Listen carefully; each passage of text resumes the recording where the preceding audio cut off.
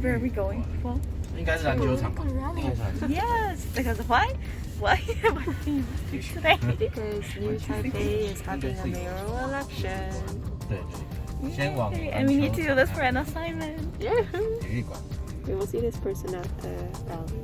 How exciting. He looks sexy. Not really. Oh, Anyways. no. I was just kidding.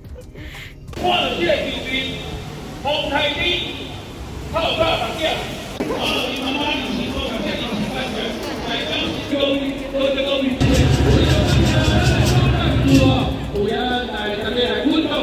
以在这边要再拜托大家，我们美好友谊再一次连任，大家说好不好？ Kenta, can you move? Surrounds Taipei. So she was working for mayor as a deputy spokesperson. She was the youngest deputy spokesperson in our team at that time. She decided to run for the election a few months ago. And she's new, she's young, but she brings in a lot of values and ideas into this very traditional district. Tell you how democracy runs in Taiwan. Because not too many people who really meet the candidate behind the scene after the rally. You know, in the rally, everyone is very committed. But from that rally to turn it into reality, how she breaks into a very traditional and conservative community, which is very important. We don't know if despite does not mean she can win, because people and citizens in Taiwan, they have their own preference. And Samantha, she's about your age, a few years older than you. I don't think so. She keeps saying that she's too old. Already 30 years old. But imagine in a very concerned community like this, how much she has to go. Second, the population is the second one in New Taipei City. So, but the people here, oh my God, they make the city so ugly. And I wanted to ask, because you said that it's quite difficult because most of like the people here are so old and you have very like new ideas. So how are you making sure to include them too? So like sometimes That's a good question. making sure that you include in your And also, you mentioned limited resources, so I wanted to ask about specific type of activities that you organize for the campaign, and how do you manage that without money? I stand on the street. I only need to buy a board to put outside, and I think it's $10,000 NT dollars, and I can use for half a year. Yeah, like this. there you go. Ah. 20th of November, yeah. So that's maybe it. Like, tons. 谐音梗。 Yeah, so 带香你 is my name. 带香你，太想你，太想你 is I miss you. So all people, they were very easy to remember your name. They next time I say 带香你, they say, oh, I miss you. What do you like the most about the campaign, like running? Oh, okay. The most excited. I think running an election is really like an experience.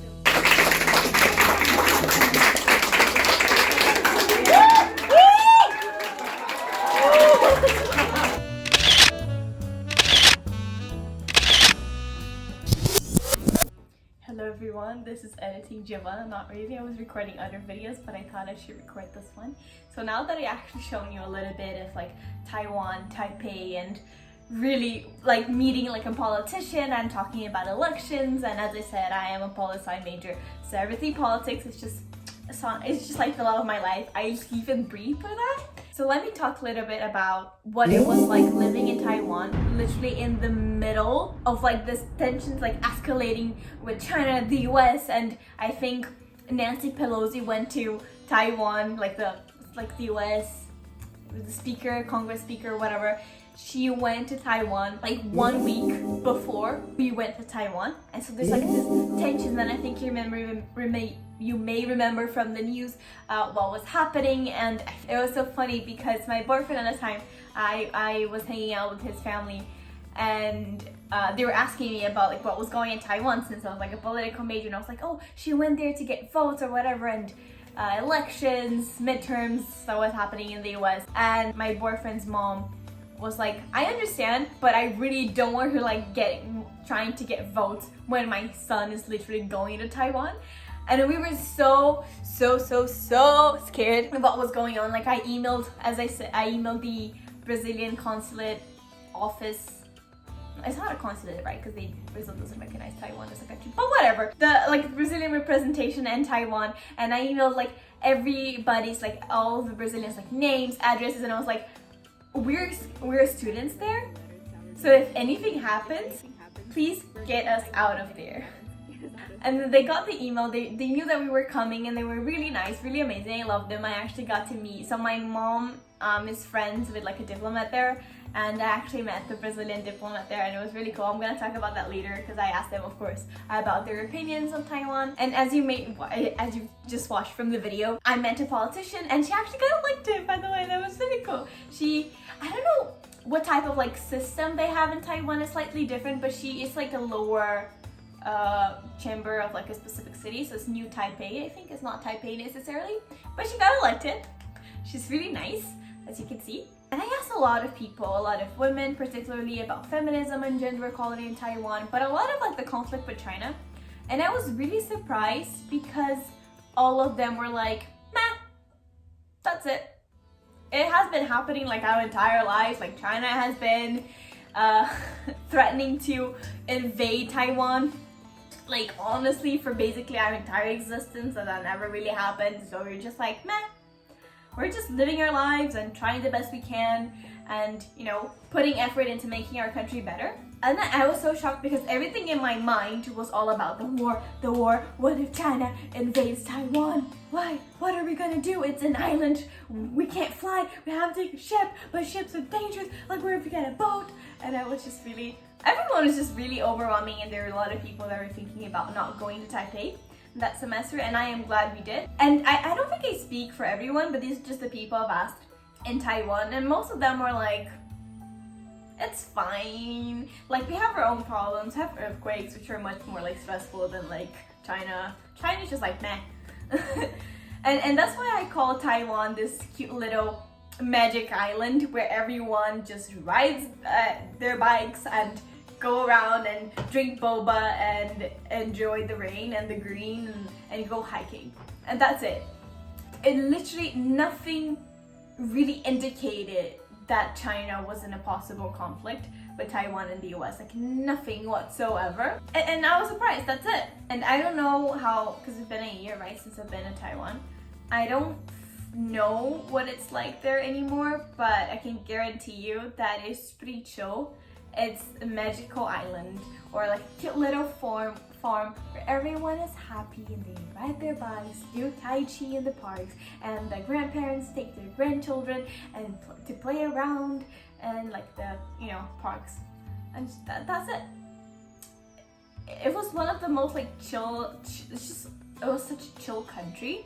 Yeah, everyone is happy, and so I had a meeting with a Brazilian diplomat. This is kind of like a secret. It's not really a secret, just never told anyone. And she invited me to have lunch over her house, in her house. And she invited the ambassador, the Brazilian ambassador.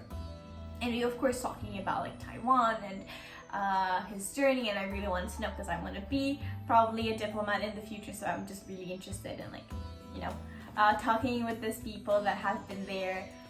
And he was talking a lot about Taiwan and infrastructure, but this is something for another video. But when we were talking about the possible like war and conflict, it was so funny because we asked the consulate, the embassy, the office, whatever, and we asked them if they had a plan to evacuate us in case of an emergency, and they're like, no, if it happens, we'll figure it out. And I was like,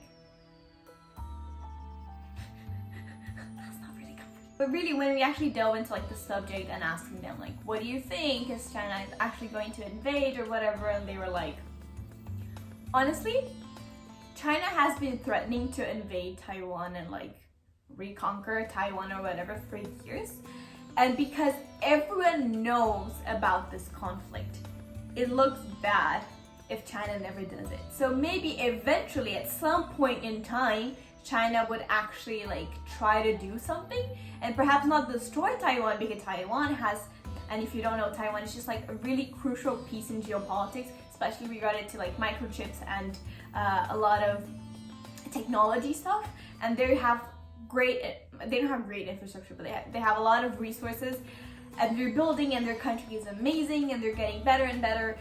And they have one of the youngest populations ever. Like compared to South Korea, I've seen so many children, and and they're getting like an amazing education. So you know that in a couple of years, they're actually going to be like one of like the largest economy in the world, and just gonna like skyrocket as like a really like powerhouse for country or whatever in the future, maybe like the next generation. So China is not going to destroy that.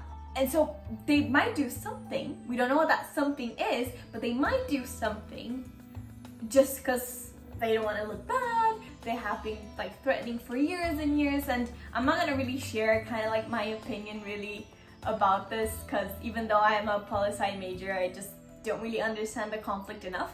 Just basically what I experienced. And when they told me that, when this diplomat and the ambassador told me that, I think it made sense. So for now, I think it's still they're doing their best they can. They're enjoying life, and I would love to go back to Taiwan, honestly. And I hope you visit Taiwan too, because it's definitely worth visiting.